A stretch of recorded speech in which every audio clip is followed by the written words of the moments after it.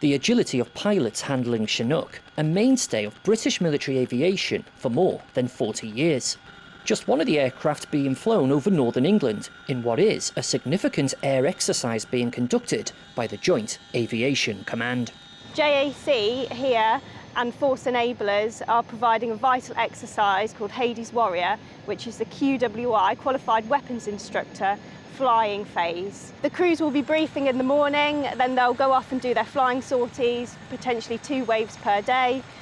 We've got Chinooks here from RAF Odium, we've got the Merlins from Commando Helicopter Force, we've also had Apache participating under the Hades Warrior banner as well. I've been flying for Chinook for about 10 years and I'm here now in an instructor capacity, helping to run the exercise and to teach new junior instructors in the high-end tactical disciplines. When these newly graduated helicopter tactics instructors go back to the front line, they'll be responsible for making sure that all of their subordinates are adequately trained for the tasks that they get asked to do.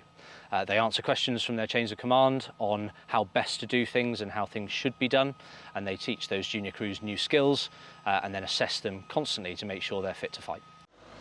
The exercise has brought together 209 personnel from across all 3 services, and in a similar sense to a real-life deployment, the exercising group has moved into what is essentially a pop-up base, bringing everything they need to conduct their business. So essentially we'll come into an environment, whether or not it has its own infrastructure in place or if it's simply not secure enough for us to use, we'll come in, set up communications from the ground up, and essentially supply the headquarters with that security. So we'll supply the internet, 4G and ground-to-air comms on radio frequencies for aircraft as well.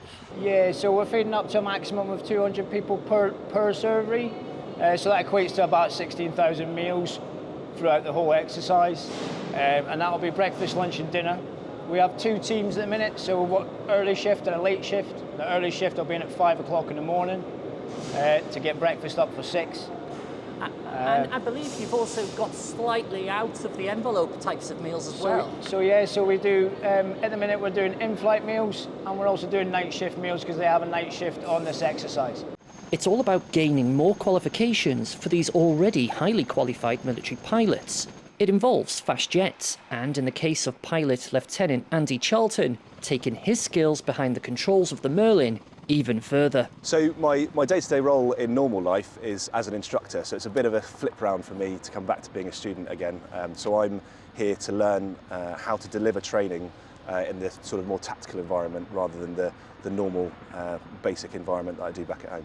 Things are changing all the time in the way that we do tactics. We look at conflicts around the world, what other potential enemies are, the tactics that they're using, and we have to adjust to that. So that's why this qualification is a constantly changing one, because you're constantly having to adapt to real world events. Drawing personnel from 9 unit locations, including RAF Benson, Odium, the Commando Helicopter Force and 90 Signals Unit, Hades Warrior has also seen the participation of Army recruits from nearby ITC Catterick, getting their first taste of what Britain's armed forces can be like when multiple branches work together on the same task. All in a day's work for these tri-service personnel, demonstrating a vital element of the UK's readiness and capabilities on joint operations.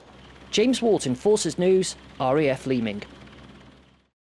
Thanks for watching. For more from Forces News, like and subscribe to our channel.